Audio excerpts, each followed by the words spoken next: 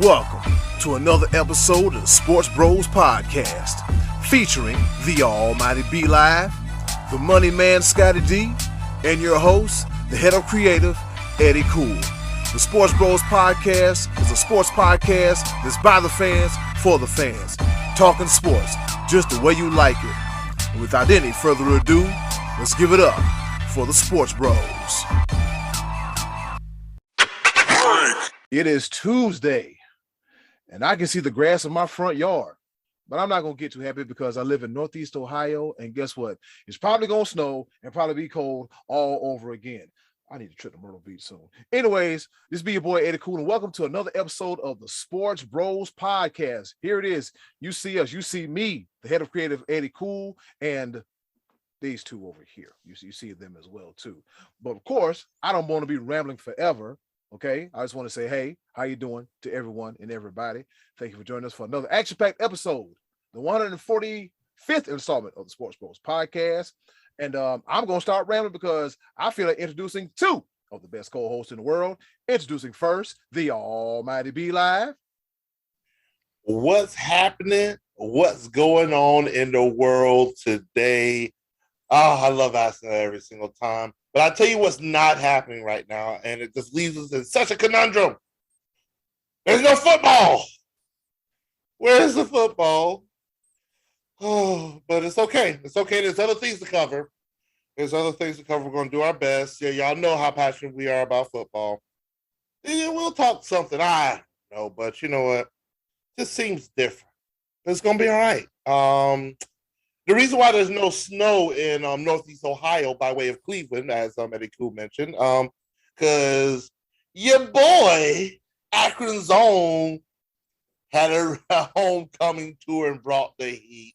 I just said, I don't know what the difference. It don't make a bit of difference to me. But go ahead, just introduce the other guy so we can stay on track, on the Amtrak. You know how to do the thing. Yes, sir. The other guy. There you go. And speaking of the other guy, he is the pride of Washington, Pennsylvania. He is none other than the trivia god himself, the one, the only, the money man, Scottie D. They're playing basketball. We love that basketball. I mean, that's where we're at now, boys. Yeah. And I'm nervous about baseball. I got my baseball. I got a Yankee shirt on today because come on, man. We are. I'll talk a little bit about that later, but I need you, baseball. We're getting late. I need you. But yeah, it's me, the main event, Scottie D. No. Ready to. No, we talked about this. You are the money man. You don't change the money man. Scottie D, aka the main event. Oh boy, here we go. Let's talk some sports, baby. Yeah, I'm going to go ahead and talk some sports before the B Live and Scottie D kill each other because, ladies and gentlemen, that's what you come for each week here at Sports Bros Podcast. Hear me try to keep this damn thing on the track and them two try their best not to kill each other. Fellas, Don't smart mouth me. Don't you smart mouth me. Oh, boy. Oh, boy. Ladies and gentlemen, Scottie D told us a very funny story before we went on air. And yeah, just know you better not smart mouth the money man. Fellas, the Winter Olympics have come and gone with a fury, a flurry. Somebody was a protected person because they were all kind of riffraff, all right? So with that being said, Scottie D, what are your takeaways from this year's Winter Olympics?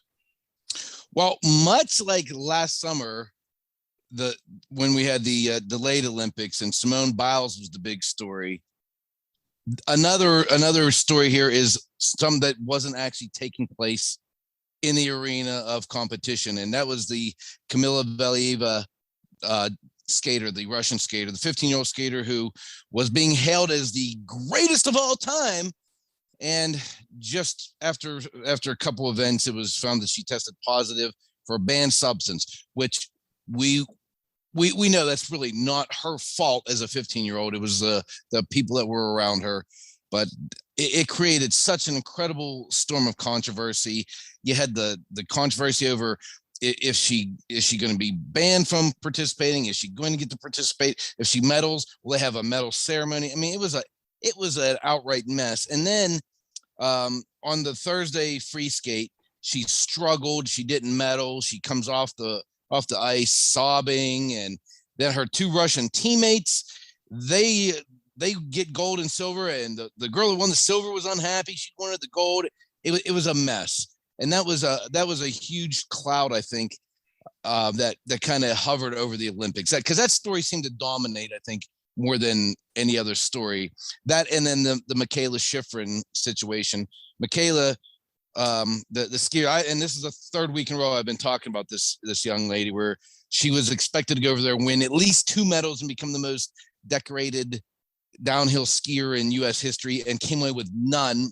She did not finish 3 races falling on the slopes, and then it came down to the mixed doubles event on Sunday, which was only, I believe, the second time this event has taken place in the Olympics. And her teammate fell, and they were unable to get into a gold medal situation. And then they went against Norway for the bronze, and Schifrin lost 3 times head-to-head in the head-to-head competition, and the U.S. did not get a medal. But this girl really showed a lot of class, a lot of grace, considering all the negativity and all the high expectations that she had. She came through it. I think probably what I would say as a 26-year-old was something really to shoot for in the next Olympics. I wouldn't expect at this age she would be quite ready to retire, but we've seen this in the past in other Olympics. Other Olympians have fallen speed skating or skiing or what have you, and failed, and then come back. And we know this girl's talented because she's won gold medals before. So hopefully we'll see a rebound from Michaela Schifrin. To me, those were the 2 biggest stories of the Olympics. B-Live, any thoughts on the Olympics past couple weeks? One of them definitely is going to reign up there. Of course, with Kamila Valieva, because with her not medaling in the singles competition, that actually allowed the 3 women that medaled to have a ceremony. True. But as I spoke about last week, where her doping situation and allowing her to compete, then they decided that if she medals, that nobody gets there won't be a medal ceremony, and it would affect 2 other young women.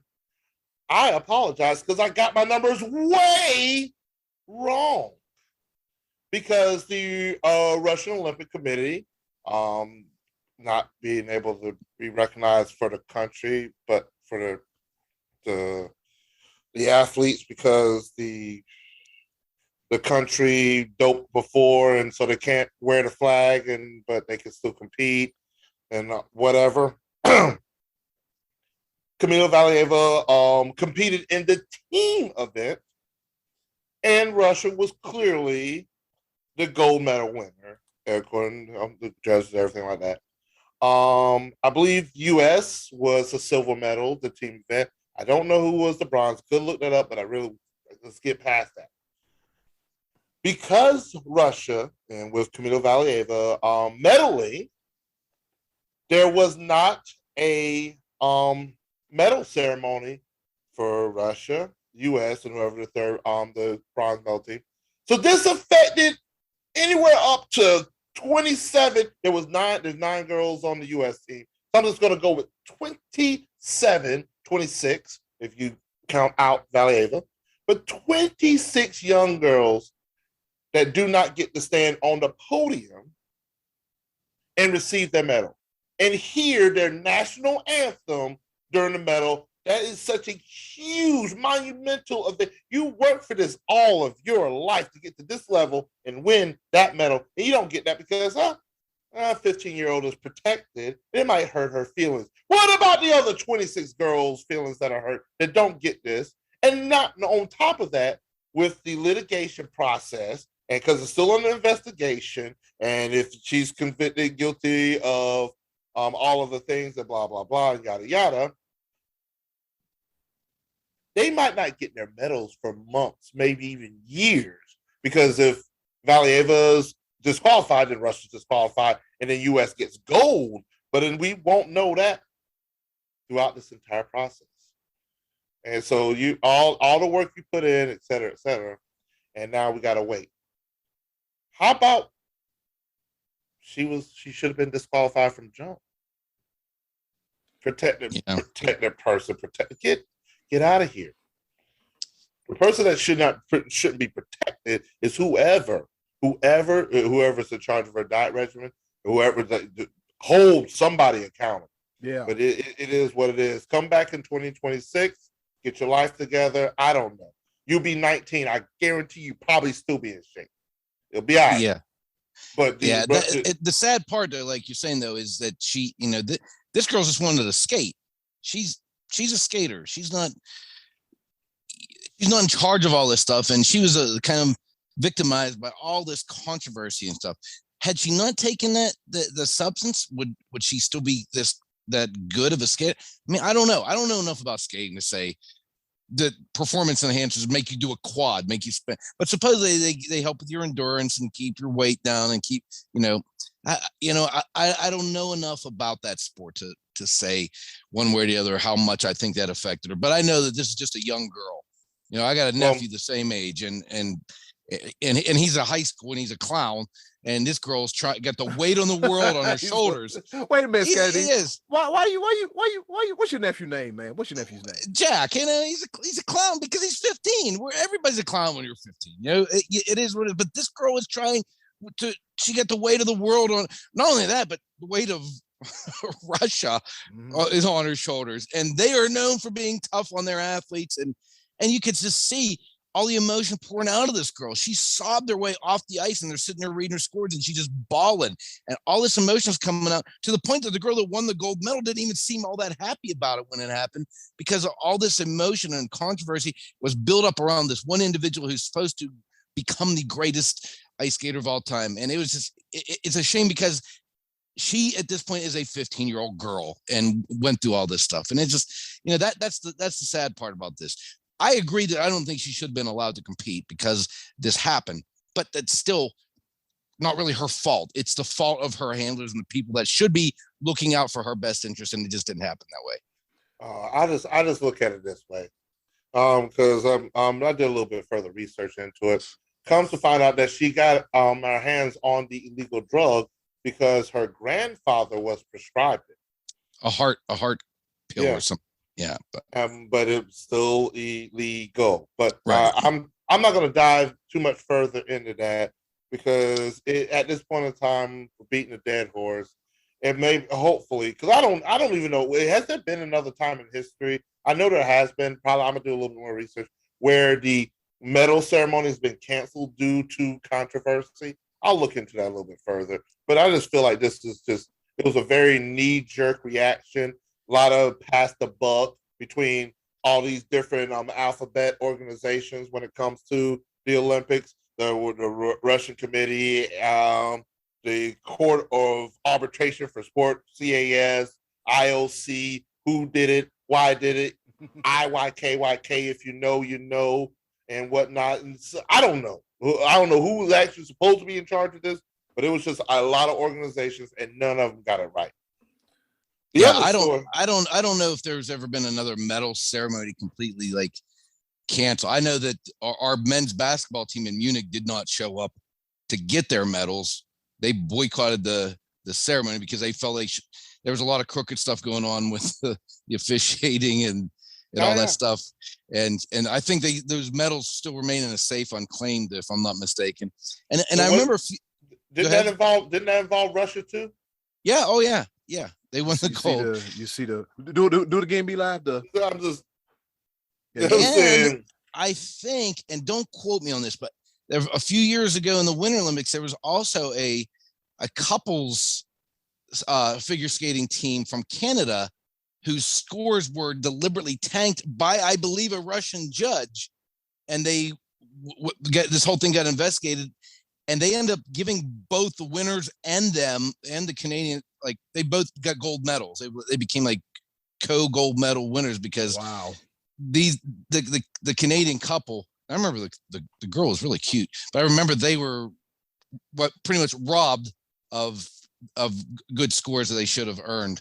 But I don't know if any other actual medal ceremonies have been completely scrapped like that. But go ahead. You had another point you were going to make, B Live. I'm sorry. Well, no, you're good to go. Just Russia, get your life together all the way across the board. I'm not going to go into politics because that's a whole nother situation with Russia right now. But women's hockey. Oh, man, oh man. It has been stated that the gold medal game between Canada and the U.S., they have a very, very long-standing rivalry. Canada winning the gold medal this year over the U.S. after the U.S. won it 4 years ago. But the viewership of the Canada-U.S. Women's hockey game averaged 3.54 million viewers, which is more than any NHL game televised this season. And it's the second most watched hockey game in the U.S. since 2019, which was the Stanley Cup final, Game 5 between Tampa Bay and Montreal. Women's hockey needs a little bit more love. I think it was great. It's great for the sport. I love the rivalry. I was definitely watching the game. I was hoping that U.S. could pull it off. I still remember the first game where U.S. outscored Canada 19-5 in the first round in the first period, but Canada was up 1-0 because of a power play goal. It was good to watch. Yeah. All right, Phil. So yeah, it was definitely one of the sports that I watched during the Olympics. Yes, sir. All right, so here we go. We got the final medal count. Norway leads all countries with 16 golds. Second is Germany and China with 9. Let's see, what am I looking at here? The ROC, we running this rap-ish. If you know, you know. They lead with 12 in the silver and 14. I'm sorry, 12 and silver. No, they had 6 golds though and 32 total.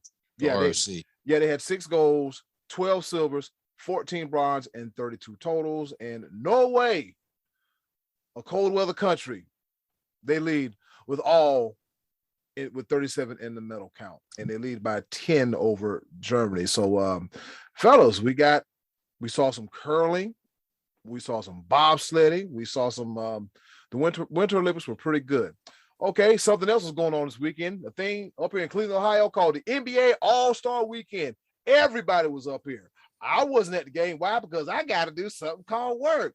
But one of these days, I'm gonna be at one of these events. And they're going to be like, they go that damn Eddie Cool. Like that damn Jamar Chase. That's that damn Eddie Cool. I've heard a lot about the festivities going on this weekend about the All-Star game. We got a big man, Karl Anthony Towns, winning the 3-point contest. The All-Star game itself was good in the final 2 minutes, as it always is. And then, in the words of the Almighty Be Live, what happened with this here dunk contest? Be Live, can you elaborate on what the hell happened? No, I will not elaborate. Well, somebody got to talk about it. I didn't see it. Somebody got to talk about it. It sucked. Okay. There's no elaboration behind it. Like literally, I turned it off. I stopped watching it because the first round, I think all of the participants missed their first attempt. Most of them missed their second attempt. I think one of them missed like their third, fourth, and fifth attempt. It was just like, I ain't see no razzle dazzle. I ain't see like it's one of those things. Here's something that's very difficult about the dunk contest. You have all of these archives, which means almost every single dunk that is happening, you've seen it somewhere before. But what we need to get back to is like maybe you don't have the originality anymore. But now let's go into execution, emphasis, just something where, I mean, I don't know, maybe it's just the hype, maybe it's just the pressure, what it is, but I know the dunks that they attempt that they have made, they've done before. You've practiced these before. So there's no reason to go into the dunk contest. Yeah, there's no reason to go into the dunk contest with something that you haven't made. But clearly something it did not click when the lights came on, and it wasn't good. I'm with the people. When will we have star-studded dunk contests like we had in the past? It won't get much better than Michael Jordan versus Dominique Wilkins. Star power. We want to see our stars in the dunk contest. LeBron James one time Please, just one time. He teased it that one year. God, remember he teased it, said next year I'll be in it, and just never did it. We want to see Ja Morant. Please, can we get on what was it? Aaron Gordon versus on what Medusa? Levine, Zach Levine. Can we get them two back in it? Oh, you know what? Somebody else had a great. I can't remember who. It might have been one of us in our little chat that we do. We chat all the time, by the way. I love it. Highlight of my day. I'm sorry to anybody that's really trying to get my attention during this sports event. I'm usually talking with my bros, but can we get two of like they actually have like a dunk league? Can we get two guys off the street to do something like that, or like something? Something's got to give. Like it was bad. It was horrible. Maybe they need to start doing like tandem dunks, like getting a pair of teammates together to do something where it's alley-oop where you have to use the other guy as a prop. But it was bad. And you're right, there was no star power because the guy that won it, Obi Toppin from the Knicks, I had heard of him. I had never heard of Juan Toscano-Anderson, who was the guy from the Clippers that dunked. And I think he was the one. Well, no, they all. I mean, like you said, they all missed. Jalen Green, the rookie from Houston. Now, this guy attempted to dunk 5 times, I think, and then before he changed it. Now, they say you get 3 attempts. 3 attempts to dunk. Just think about the 3 attempts to jump up and stuff a ball. But if you go up and you don't have control of the ball, that doesn't count as one. So 5 times this dude tried to do a behind the back, off the backboard, between the legs, from the baseline kind of thing. Cole Anthony I've heard of only because I know who his dad is. His dad is Greg Anthony. And his brother pretty much set the tone for this dunk contest because he was the very first person to go. And as soon as they introduced him, he pulled out a pair of Timberlands and held them up and said, I'm going to put these on to dunk. So he's changing his sneakers. You know how long it takes to lace up Timberlands? So right off the bat, we're sitting there like, okay, this kid's got to change his shoes now. And they're heavy. They're not like they're boots. They're work boots. Like I was. That's right. And he proved why they wear sneakers because he went out and failed at that. It was awful. It was terrible. It got to the point that in order for Obi Toppin to win, all he had to do was actually dunk it on his final attempt. All he had to do was put it through, just to dunk. That's all you had to do. He did a dunk that was very impressive where he went behind his back, he hit it off the backboard and then dunked it through. But it was bad. And B-Live, to your point, the dunks that we saw Jordan, Dominique, Drexler, and these guys do back in the 80s and even some of the ones that carried on in the 90s, if you do them now, there's no buzz in the crowd. Dominique throwing it off the backboard, catching a windmill, the crowd went crazy. Nowadays, that's just another dunk. I mean, we've done it all at this point. We've kissed the rim and blew out a candle and jumped over a car. There's only so much you can do when dunking a basketball. I say scrap it. If you don't, maybe try, like I said, do a tandem thing where your 2 guys on one team have to come up with some dunks. But you got to be able to complete them because it felt like we're watching guys practice on the playground when they're out there and they're throwing it around and they got other guys as props. It was awful. And I heard Kenny Smith making a point, move the 3-point contest back into the main event spot because there was a lot more buzz with that. And there really was, because the finals came down to Karl Anthony Towns, who was obviously an underdog. He's a big guy.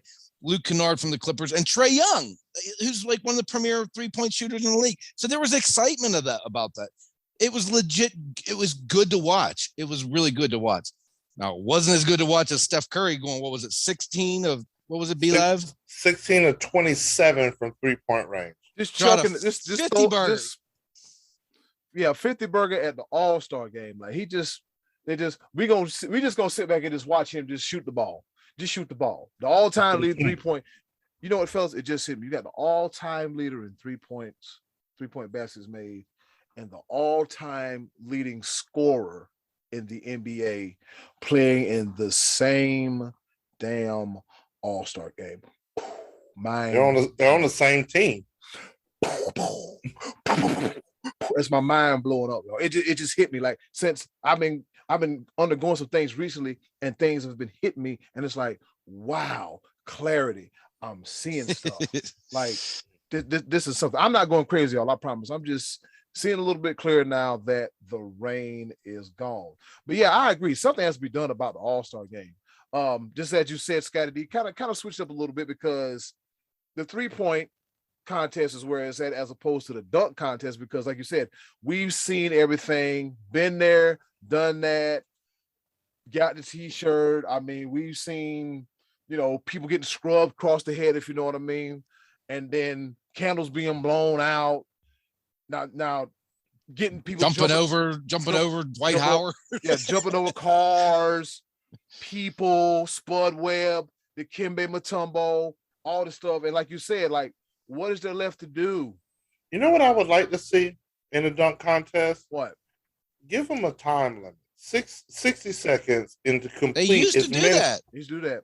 They used to do that, and they changed that for some reason. I think just and that right there will, as opposed to being on just one dunk, that'll give you you could highlight a number of dunks, and then you take that round, break it down to 2, they do it one more time, call it a day. I think you get to see a lot more with that. But what do I know? I forget how long ago that was. It sounded like it had been done before. I just couldn't remember. But it is what it is. Yeah. I say cancel it. It's just if they can't dunk anyway. I mean, the percentage of dunks going through the rim was very low. Did anybody get a 50 at all? I don't believe there was a 50 on this one. I don't think anybody. There was that is not an indicator. If that's not an indicator of how terrible this dunk contest was, I don't know what is. NBA, do better. Scrap it. Yeah, the NBA, you got to do something. You got to figure something out quick, fast, in a hurry, because what was once the highlight feels more like a chore on Saturday night. All right, we goes from the pros to the college. And speaking of basketball, let's talk about this here Juwan Howard situation. There's a whole lot of tussling, shoving, punches being thrown, mushing in faces. Somebody get me abreast of what the hell is going on, because like I said, I've been working all weekend. Somebody tell me something. Well, long story short, Michigan versus Wisconsin. Wisconsin's up by 15 points with 15 seconds to go. We're unable to get the ball across half court. And so Wisconsin coach decides to call timeout to refresh the half court clock. They're up by 15.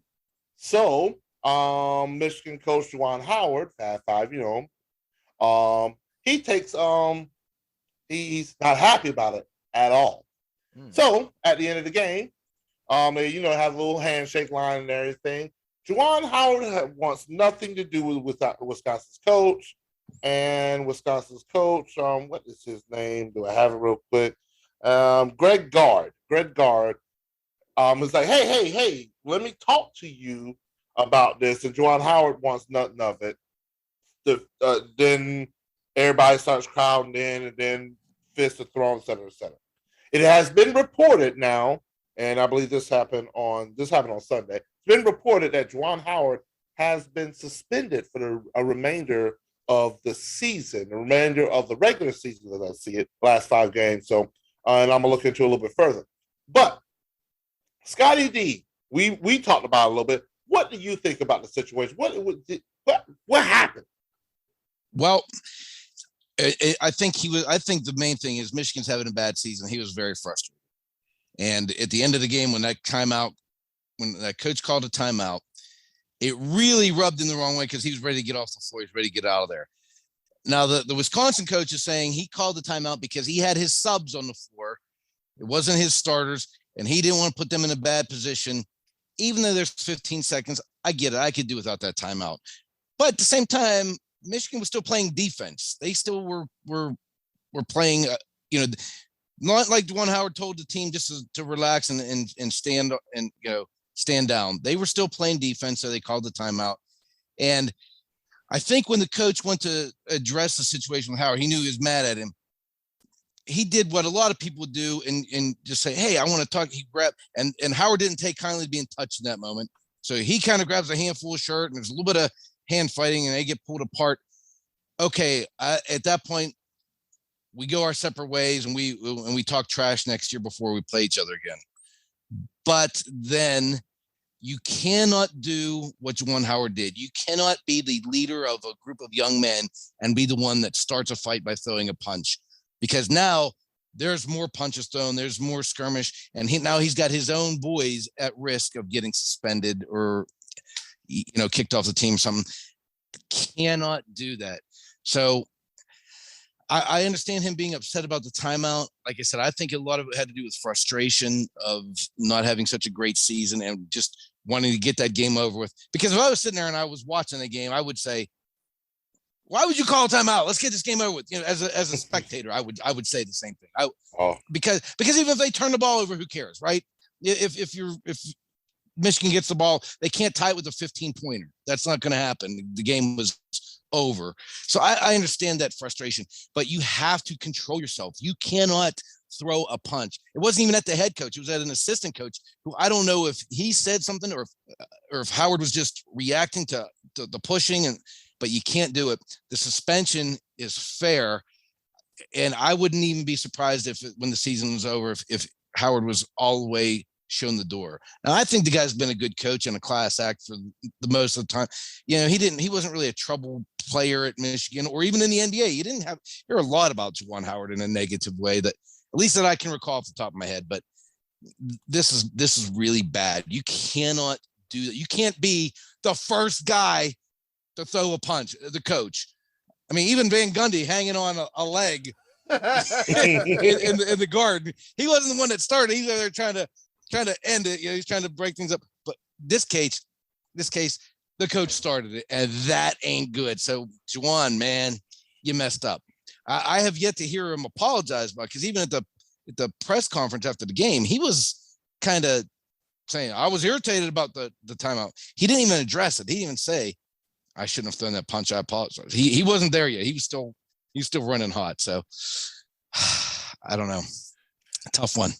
Yeah, you just have to simply do better in that situation. Like you said, you're a leader of young men, and I'm not saying that the young men should be out there throwing punches and throwing blows, but the fact that, like you said, the coach is out there, throwing them things, and Juwan Howard is no little man. He's no little man. He is no little man. So the coach out there, I understand, from a standpoint of hey, there's unwritten rules. You violate them, so I got to get you. There's ways of getting back at them, but you have to be real careful. And fellas, we go from the pro hardwood to the college hardwood, and according to my watch, you hear that, fellas? It's about that time. What time is it? What time is it? What's happening? Oh, I'm glad y'all asked it. It's time once again for our favorite portion of the show, the choices of the voices. And with that being said, hey, yo, Button, hit it for 3. Choices of the voices coming right back. And now, our favorite part of the show, the choices of the voices. Once again, thank you to the wonderful and ever so lovely Miss Button for introducing our favorite portion of the show, the choices of the voices. Swish! He's on fire! He's heating up from downtown. You should know the theme by now, but you know how we do here, the choices of the voices. Bang! Yes. We ask you the question, you give us the answers, and we talk about it, and we have fun with it. With that being said, Scottie D, what's the question for this week's choices of the voices?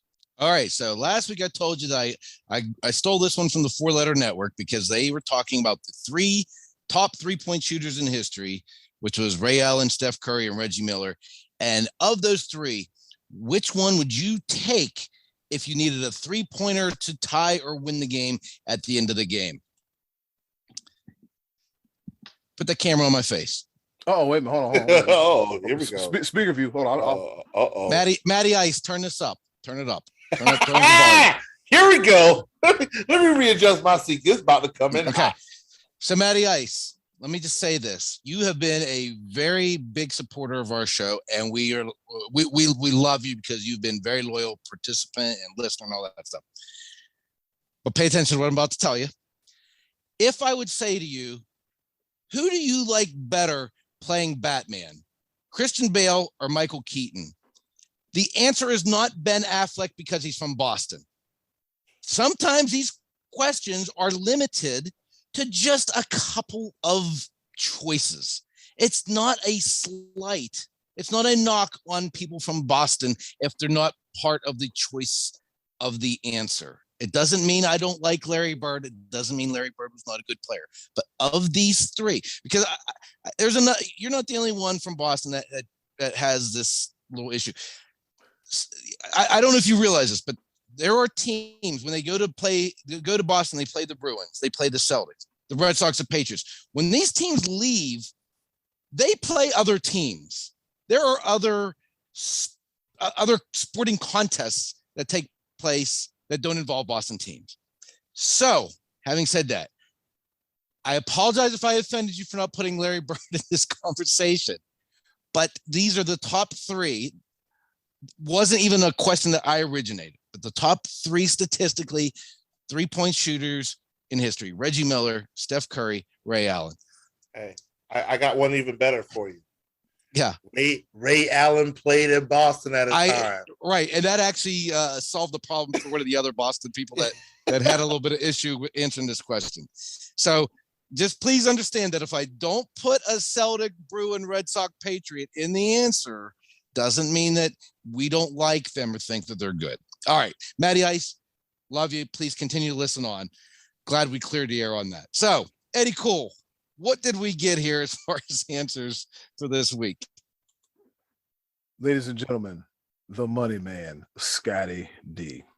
All right. So, JR, friend to the show, he says Reggie Miller all day. Good old Reggie Miller with the awkward release where his hands does this.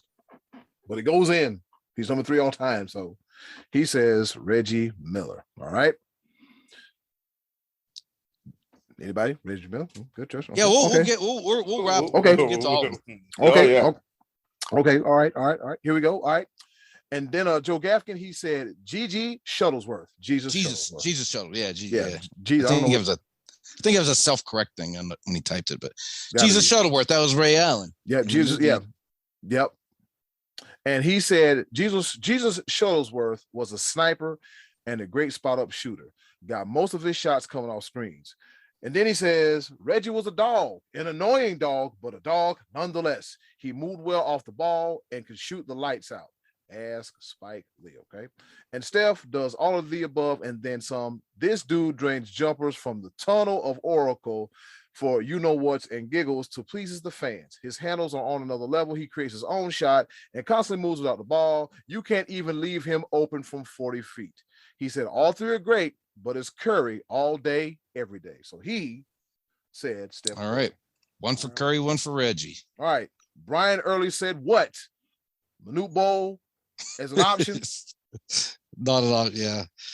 No, not. The Manute Bowl's option, yeah. I said that was an oversight on my part. Did he ever make a 3-point shot in his career? Six. Flat-footed, like Sam Perkins. Flat-footed 3-point. Yeah. You remember what Sam? I'm like, what the hell is Sam Perkins doing shooting threes? Looking like the lead singer from Mint Condition. Anyways, all right. Tom Wynn, he said, you know what? He can't choose. He said, you can't go wrong with any one of them. He got a point. He's got a point, right? The best name in the game, JoJo Comfort, he says, hard to go wrong with any of them, but my gut tells me to take Reggie. All right. Joey Jacobs says he'll take Robert Ory.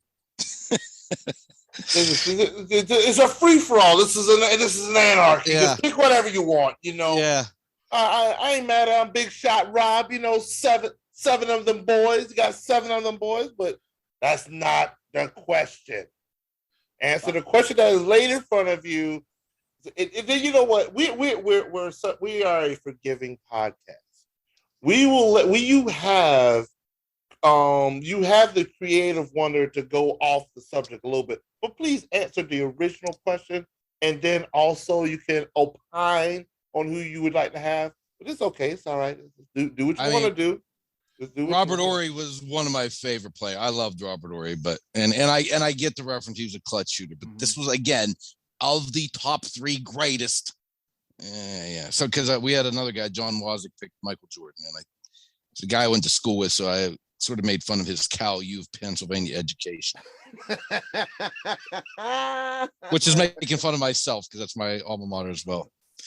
And then there's the Matty Ice one. Did you see the Matty Ice one? Oh, we're getting there. All right. Craig Burns said Craig Burns said I stopped reading after you get your choice. And Scott Donnelly said, you see, this isn't a question asking who is the best or who your favorite is. I've asked that before. If your favorite food is pizza, and I asked if you like chicken wings or steak better, it doesn't mean pizza isn't any good. If you listen to the segment, yeah, I gotta finish this. If you listen to the segment, I was using the question that was used in the discussion from the 4-letter network regarding the 3 players with the most 3-pointers in NBA history. And of the 3, who would you want to see take the last shot? Seems that people from Boston stop reading when a sports topic isn't centered around either one of them. Drop the mic, Scottie D. Drop the damn mic. Drop the damn mic. That was in a nutshell kind of what I expressed to Matty Ice here today. Again, Craig, Matty, we love our Boston people. We do. We love our Boston people. But then Craig in turn said he'll take the Boston guy, Ray Allen. So. Okay. He'll take Fair Ray enough. Allen. Yeah, he'll take Ray Allen, and Tom Wynn chimed in and said, "Freaking chowder heads." Oh man, this is great. This is great. See, this is why we love doing the choices of the voices, week in and week out because of stuff like this. Did I miss anybody? I think just the Matty Ice one. Matty Ice did mention Robert Horry as well, and then I think Trey Dizzle mentioned Steph Curry. Okay. Let's see. Then Craig Burns came back and said, I guess I'll take the Boston guy, Ray Allen. Hence back to my point earlier. But yeah. So let me see. Let's see if I could tally this. Oh, and John Washik. Of course, he also goes off the tangent and he says Michael Jordan. Yeah. Michael Jordan was not a very good 3-point shooter, by the way, just to let everybody know. And you know what? I'm gonna do it. I'm tired of people. I'm tired of these stat chasing people when it comes to comparison, blah blah blah. I've been arguing with people again on the internet. I need to stop doing that, but I can't help myself because I've made a statement and a case for Kareem Abdul-Jabbar should be the greatest of all time. I believe I've mentioned on the show before. Yeah. And then someone mentions that LeBron James has gotten more points with less 3-point less shot attempts and blah blah blah. I keep telling people, hey, Kareem Abdul-Jabbar for the majority of his career did not have a 3-point line. Michael Jordan didn't get introduced to a 3-point line until he got into the NBA. Yes, you're going to get more points with less attempts because you shot 3-pointers, LeBron James. That does not take away from your greatness.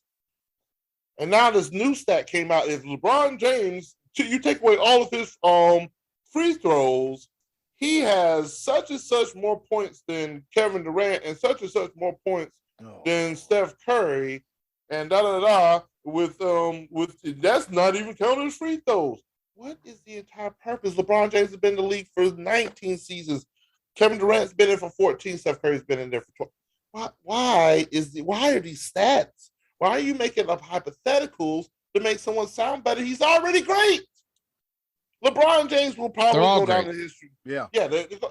Most likely LeBron James will go down as the number 2 greatest of all time. He's number 2. Great.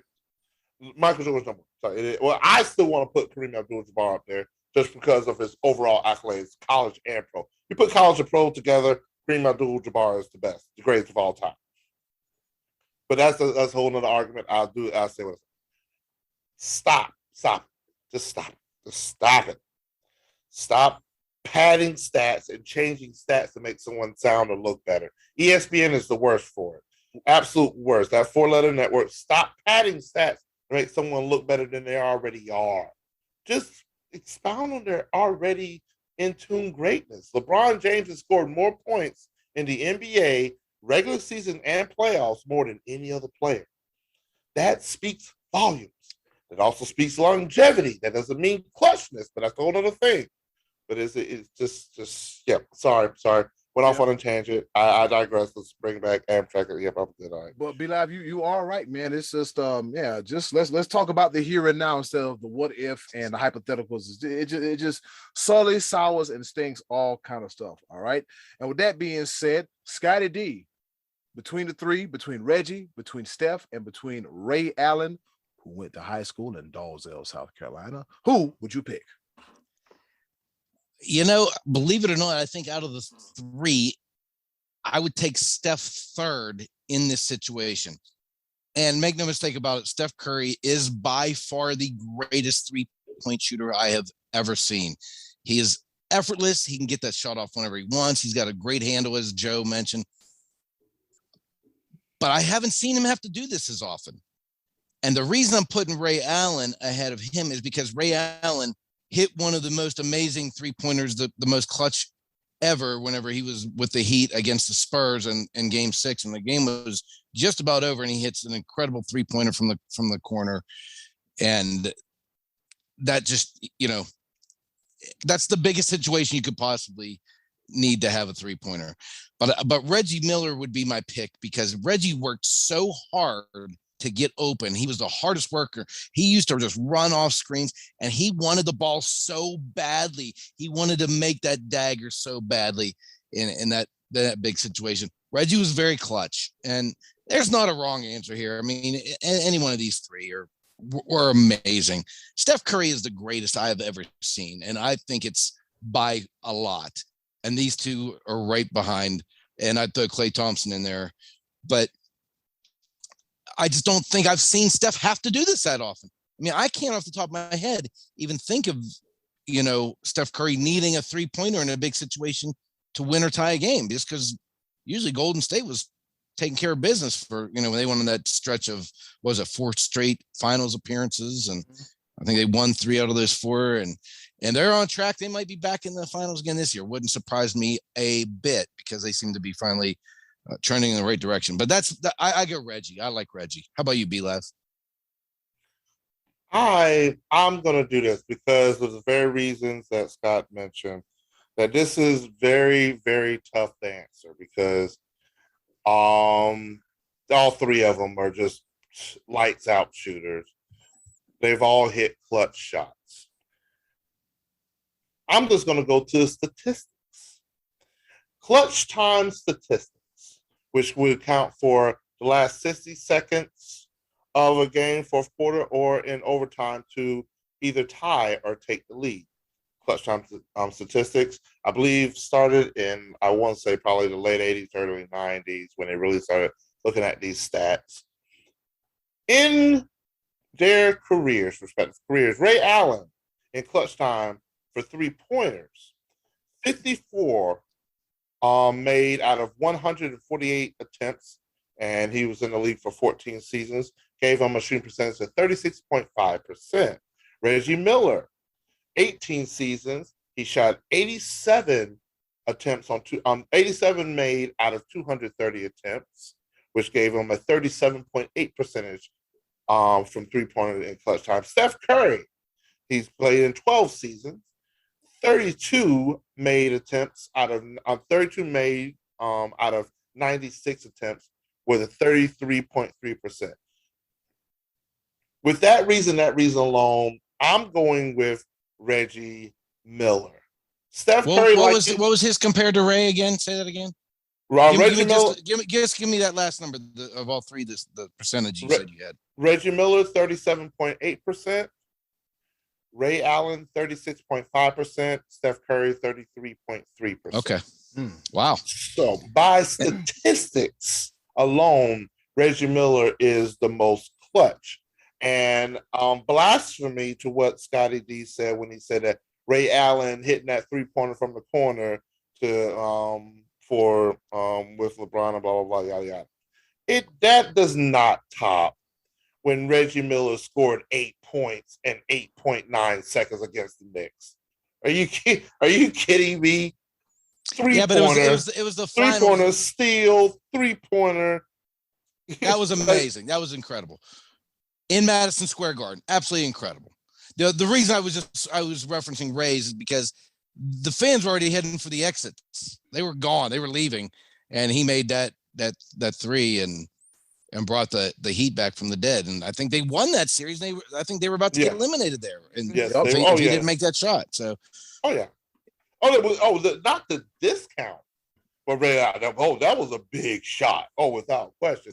But that Reggie thing you're talking about was historic too. That was in the Garden, and when he turned around doing the choke, was that when he was doing the choke symbol? I think? Spike Lee, yeah, yeah. He looked at Spike Lee, was like,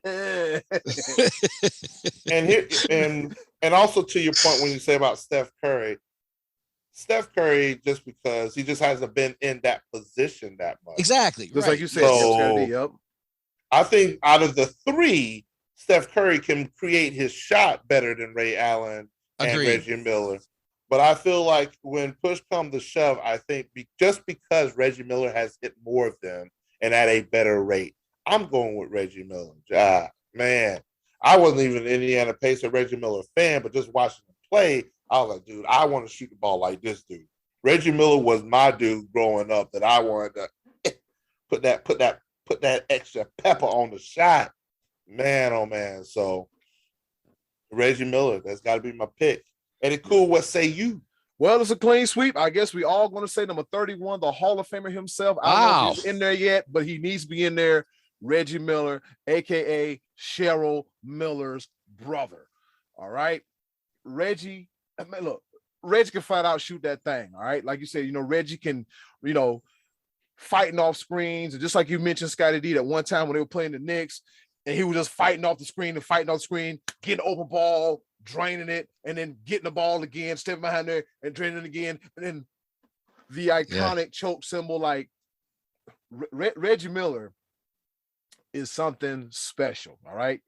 I remember growing up in the mid-90s watching Reggie Miller. I'm like, he can't dunk worth a damn, but he can shoot that damn ball. He can shoot that ball. And see, I looked at Reggie Miller as like my favorite three-point shooters back then. A guy by the name of Dale Ellis. Yeah, he was good. Yep, the Rifleman Chuck Person. Who else? And Detlef Schrempf. Oh yeah, love that guy, loved him. And then like Reggie Miller, I was like, man, you can't forget Glenn Rice, baby, Glenn Rice too. But out of all them, Reggie got in the playoffs, and he turned up to another gear. And I think if I'm going to say, I think Reggie hit a big three to beat the Bulls or tie the Bulls when remember the one year they pushed the Bulls to 6 games, and I think it was Jordan's last season, and they had to overcome the Pacers.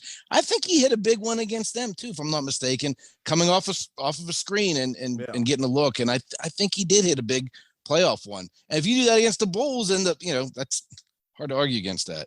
Yeah. So Reggie Miller. Yeah, I'll tell you, man, that damn Reggie Miller, he was a bad dude, man. Like the things he could do once he get the ball in his hands, and his release was quick. He had a quick release.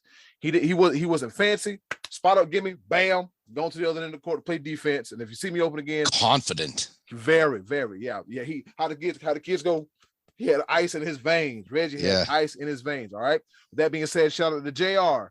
Joe Buckets, Brian Early, Never Late, John Wasick, Tom Winner Chicken Dinner, the best name in the game, JoJo Comfort, Joey Jacobs, Matty Ice, Craig Burns, Scottie D, and everybody for their contribution in this week's Choices of the Voices. Scottie D, with that being said, what's on tap for next week? All right, just because I have this bad taste in my mouth about the dunk contest, I'm just going to ask you, who did you most enjoy watching dunk the basketball? I don't care if you're talking about dunk contest or in a game or on the playground. Maybe your neighbor had hops and he could dunk on everybody on the playground. But just ask you your favorite dunker ever, and that'll give us something to talk about next week. We'll talk about the good days of dunking next week. Oh, since you mentioned that, I got one that comes to mind. And if you see this on YouTube, I got one thing to say. Coming at you. next week on the Choices of the Voices. The illest dunker you've seen, be it Dwight Howard, be it somebody. You got what you got to say, Be Live? Oh, yeah, I just want to throw in a couple quick things. Scottie D did mention it was game 4 of the Eastern Conference Championship, Pacers versus Bulls. Miller hit a game-winning shot that tied series 2-2 against the Bulls. Bulls end up winning in 7 of that series. And just want to throw out something for those Boston lovers out there. From Boston. Career stats: Steph Curry, 42.8% three-point shooter. Ray Allen, 40% three-point shooter. Reggie Miller, 39.8% three-point shooter. Larry Bird, 37.6. He's a little behind those guys. He did all right. You got to also think Larry Bird did go through a good portion of his career without a three-point line. But yeah, just want to throw a little bad bit back. Yeah, so props to the man. Hick from French Lick. Yep. And so just want to throw that out there. So I'm actually excited for next week's Choice of the Voices. I already have my answer. You already know my answer. I'm pretty sure it's going to be unanimous, but it's going to be pretty cool to talk about. Yes, sir. Could it be Daryl Dawkins, or could it be that time I had on a Dennis Rodman jersey on, some baggy jeans, some air contrails, and I was dribbling the ball down the court, and I was like, Eddie, and I was like, oh, I just dunked a basketball. I was doing things at a young age, just beast mode. But enough about me. Come talk to us next week. Choice of the Voices, your favorite dunker, be it you, your daddy, your Uncle Jimmy across the street, Daryl Dawkins. It don't matter. See you next week for Choices of the Voices. Okay, boys, let's bring it home with a round of pepper. Well, you heard the woman. It's time for us to go home and get the hell up out of here. And if we get up out of here early enough, we might be able to watch all 2 hours of Raw, because that third hour, I might be asleep, all right? It's time, once again, for another round of pepper. You know how we do it. 3 topics, rapid fire style, kind of, sort of, not really, here to enlighten, engage, and entertain. We're talking about some newsworthy topics that didn't make the cut here on the Sports Bros podcast. Be Live, I got one for you right here. Let me put it on full screen so the whole world can see, all right? On this day in history, back in 2019, Robert Kraft, owner of NFL team the New England Patriots, charged with soliciting prostitution as a part of a human trafficking sting operation in Jupiter, Florida. And Robert Kraft has been in Be-Live's penalty box ever since. And speaking of day one. Yes, from day one, which means, gentlemen, we're nearing the 3-year anniversary of the Sports Bros podcast, and if I'm not mistaken, we've either passed or been near the 1-year anniversary of us doing this, of you seeing our wonderful, beautiful faces. And Be Live, don't say nothing about my forehead, okay? Don't say a damn thing about my forehead. Over to you, Scottie D. All right, so I know we have, before we came on, we did a little ribbon. Be Live made fun of Eddie's forehead, and it's a lot of brains up in this thing, man. And I referenced that Be Live might be wearing a XX shirt or something to that effect. And honestly, I wish that I was probably 20 pounds less than what I'm carrying around here, which brings me to my point that last week on the show, I said that it looked like 50 Cent gained about 50 pounds. And I've seen a lot of stuff on the internet this past week about fat shaming. And I know that I'm not the only person that poked a little fun at old 50 there. And I'm sure if I would say that to 50 Cent, he might even say something to me about the fact that his wallet is a lot fatter than mine. So a few years ago, the Yankees were in the playoffs, and I went out to watch the game at a bar, and I had my Yankee hat on, and I had my pinstripe shirt on. And at the time, I had not been spending a ton of time at the gym, and I was a little bit round. And I went to the bar, and as I was ordering a drink, the guy next to me points at me and says, "Who's this guy supposed to be, Babe Ruth?" And I know that when he was talking about me, he was not referencing my home run power. He was referencing my physique. And I thought to myself, that's pretty damn good. That's pretty funny. So I apologize to Fitty if I'm hurting feelings about the old bro ribbing when it comes to, bros rib each other. We make fun of each other, do a little poking fun. So, America, let's not completely forgo our sense of humor, okay? Because if a guy calls me Babe Ruth because I'm chubby, it's pretty funny. Be Live, over to you. That sounds like something from Boston that somebody would say something else like that.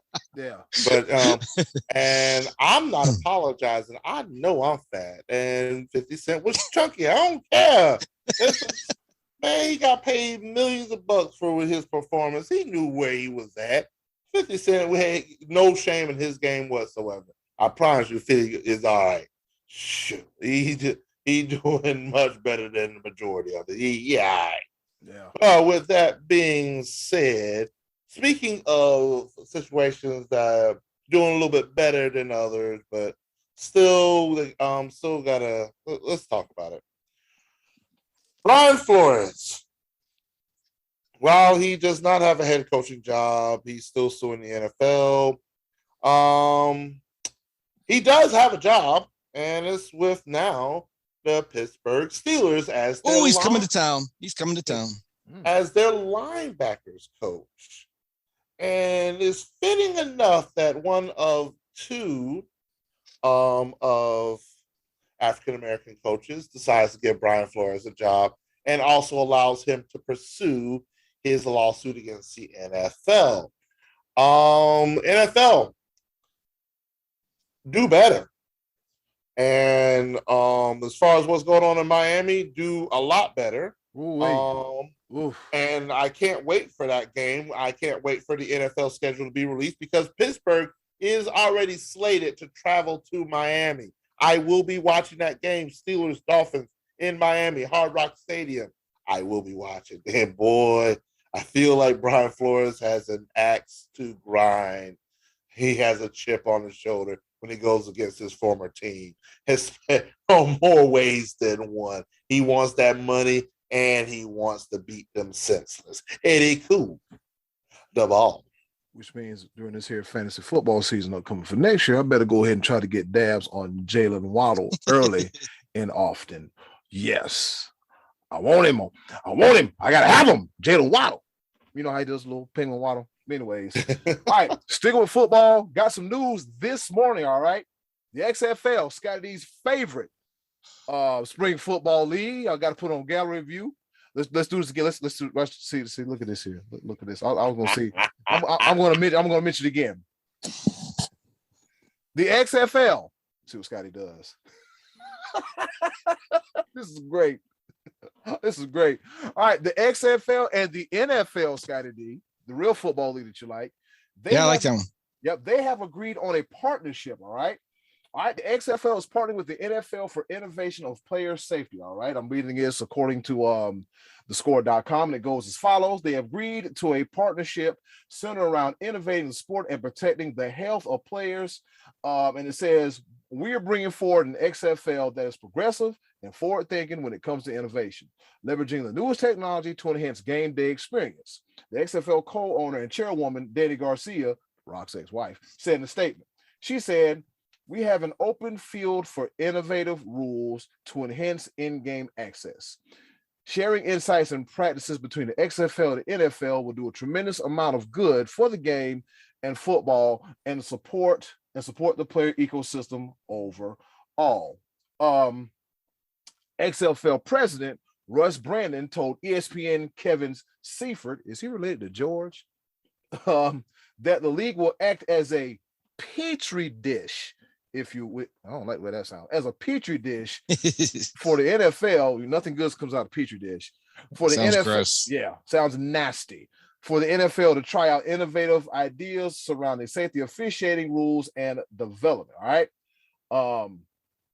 2023, February, the XFL is set to resume. All right. So this should be interesting to see the partnership between the two, because from the looks of it, the forbidden door of football has been opened. Over to you, Scottie D. So it's next February is when the XFL's starting up. Not even this year. This year, the USFL. Speaking of the USFL, They've had jersey reveals, uniform colors, and all that stuff. The USFL is like moving quick, fast, in a hurry. So Scottie D will have some spring football to watch in the meantime. The pageantry. Oh, the pageantry. And does Pittsburgh have a team? USFL team? I hope not.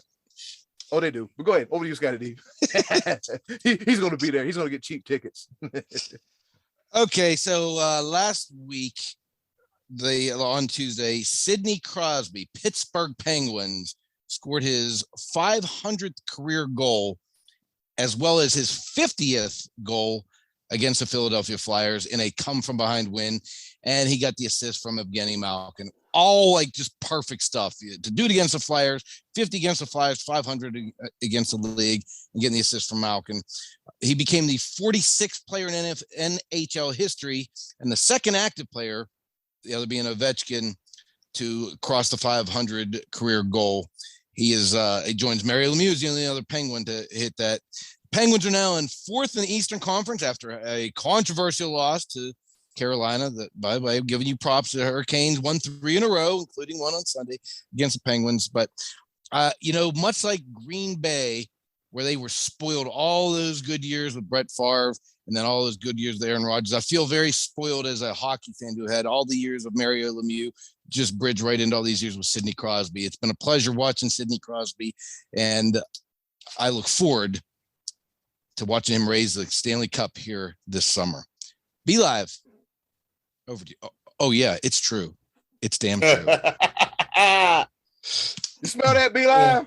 No, all I know is I feel there's a storm surge approaching. Category 5, baby. Them Hurricanes gotta love it. I guarantee you. Yeah, push come to shove, I'm going to a playoff game this year. There's nothing like a home game at PNC Arena in Raleigh, North Carolina. God, I love the fact that like those. Man, oh man, would it be interesting to be Hurricanes versus Penguins in a could happen.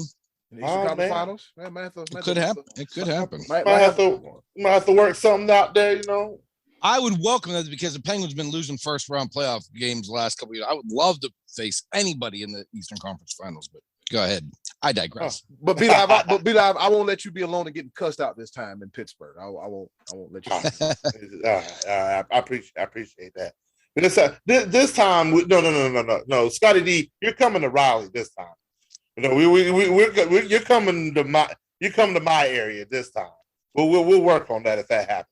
So, pepper point number 2. Major League Baseball. Oh God. Please, somehow, some way, just get this, please. Can we all just get along? But in the midst of all of this, you know, there's a controversy between the owners and the players. And part of this, they're actually exploring what Scottie D loves in all sports, is an expanded playoff.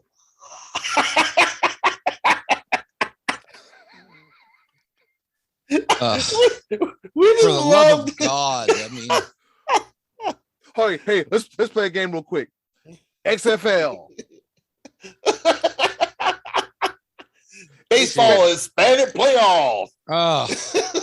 I mean, leave things alone. Leave them alone. Some things are fine. Leave them alone. You know?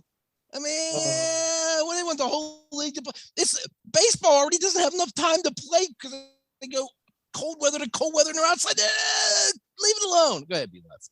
No, simply put, I just wanted to see the look on his face because the owners have proposed a 14-team postseason. Yeah. And the players have countered with a 12-team setup. And with most reports saying that it's most likely going to lead towards a 14 team because there's more money to be made for everyone. And there, at the end of the day, everything that's going on right now is money, and more money, and on top of money. Yeah. So more playoff games, more money. They're already getting TV revenue of $1.76 billion with a B. year.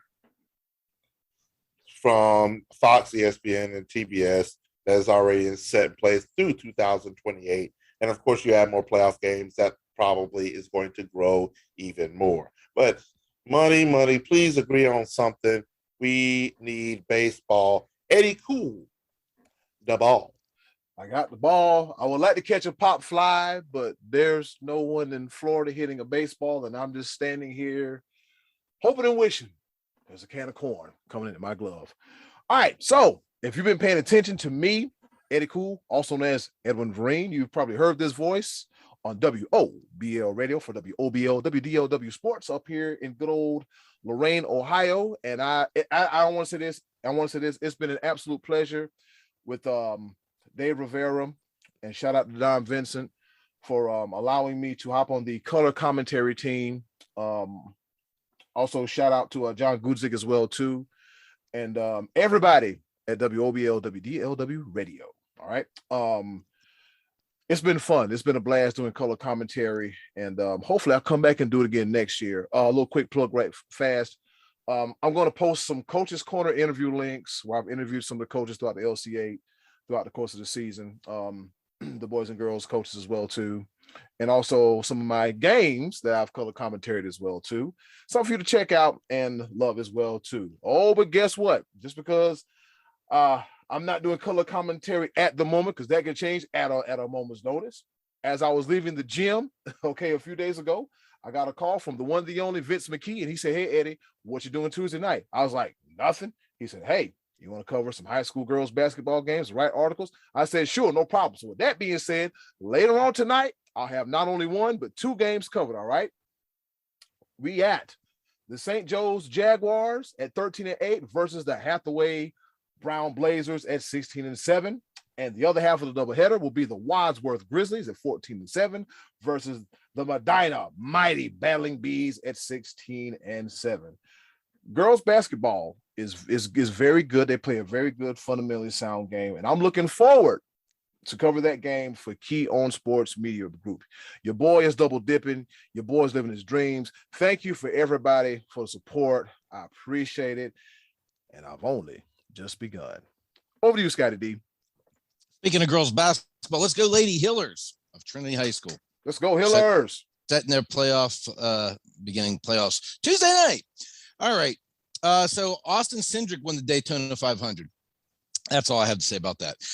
Now getting back to B Lives, because I want to talk about something that I care about, which B Live mentioned the Major League Baseball thing. So they're saying now that they need to have this deal done by February 28th, which is next Monday, if they are to be able to start the season on March 31st to get it on time. Because I think they're saying they need a minimum of 3 weeks of the training of spring training to get the season underway on time.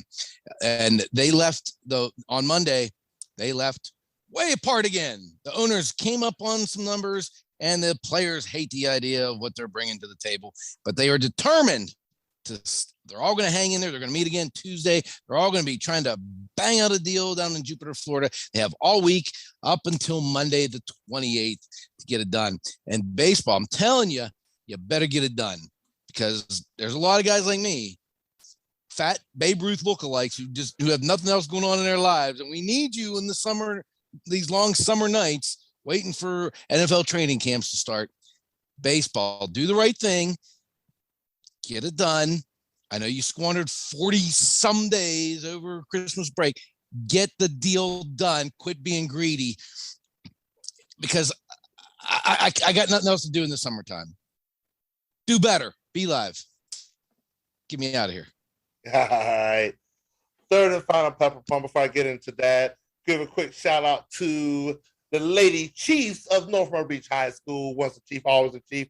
Advancing to the third round of the state playoffs. They'll be traveling to North Augusta on Wednesday for a rematch of where they played last year.